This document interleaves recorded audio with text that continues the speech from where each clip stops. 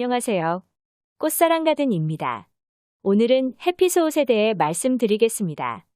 해피소옷은 산과 들에서 자랍니다. 한 개의 굵은 뿌리가 있고 줄기는 길이가 30-80cm이며 비스듬히 또는 옆으로 뻗고 가지가 갈라지며 잎자루와 함께 밑을 향한 털이 있어요. 잎은 마준하고 잎자루가 길며 폭이 4-7cm이고 손바닥 모양으로 깊게 갈라지지요. 갈라진 조각은 3-5개이고 바속골의 달걀 모양이며 끝이 뾰족하고 양면에 털이 있으며 가장자리가 깃골로 깊이 패어 들어갑니다. 턱잎은 서로 떨어지고 긴 타원 모양의 바속골이에요. 꽃은 6, 8월에 피고 잎겨드랑이에서 나온 긴 꽃자루에 달리는데 위쪽에서는 1개씩 달리고 아래쪽에서는 2개씩 달린다. 꽃의 지름은 약 10mm이고 꽃잎은 5개이며 연한 붉은색 또는 붉은빛이 강한 자주색입니다. 꽃받침 조각은 5개이고 길이가 4mm이며 3개의 맥이 있고 작은 꽃자루와 함께 털이 있어요.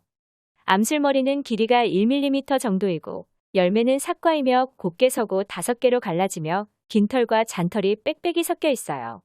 한방에서는 식물체와 현초라는 약재로 쓰는데 사지마비, 관절분리, 타박상, 이질, 만성설사, 장염, 피부가려움증, 악창에 효과가 있어요. 한국, 중국, 일본, 시베리아, 북아메리카, 유럽 등지에 분포해요. 쥐소니풀이라는 친근한 이름으로 불리우는 식물이자 문자 그대로의 의미로 진짜 제라늄. 국내에선 보통 수근 제라늄으로 통칭하며 야생화 정도로 취급해요. 주로 온대지역 출신과 그를 바탕으로 한 교배종들이 많다 보니 우리나라의 겨울을 넘기지 못하는 펠라고늄에 비해 영하의 온도도 거뜬히 견딜 수 있는 튼튼한 뿌리를 가진 녀석들도 제법 있어요. 펠라고늄과 비교하면 다소 꽃이 작고 수수한 편이나 매우 튼튼하고 잡초처럼 키울 수 있다는 것 덕분에 나름 매니아들을 거느리고 있어요. 원산지의 기후에 적응한 다육질의 줄기와 잎을 가진 제라늄은 건조한 환경에도 매우 강합니다.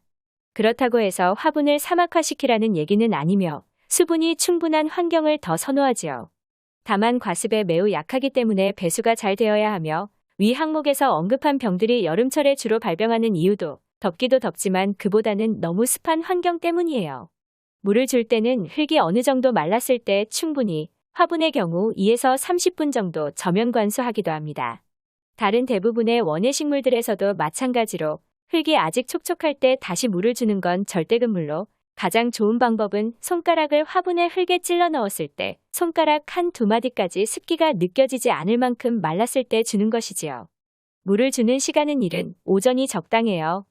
한낮에는 광합성이 잘 일어나지 않아 물을 많이 필요로 하지 않고 저녁의 경우 물을 주게 되면 다음날 아침까지 화분이 습하게 되므로 좋지 않아요. 흙은 특별히 비옥하거나 거름기가 많을 필요는 없어요. 인터넷이나 꽃집에서 팔고 있는 분갈이 흙이나 상토를 그냥 사용해도 큰 문제는 없습니다.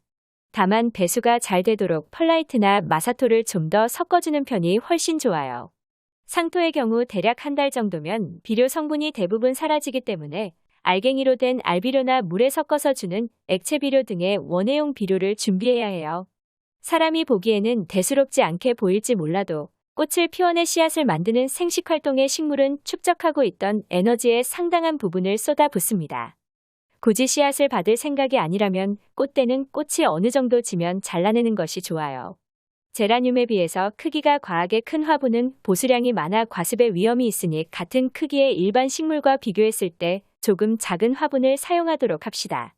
구독, 좋아요, 알람 꼭 눌러주세요. 감사합니다.